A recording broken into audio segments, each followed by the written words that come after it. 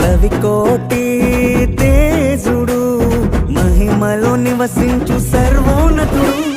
రవికోటి తేజుడు మహిమలో నివసించు సర్వోన్నతుడు. నశించుచున్న దాని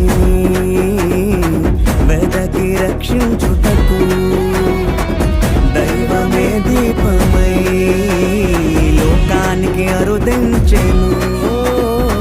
నశించుచున్న దానిని వెదకి రక్షించుటకు దైవమే దీపం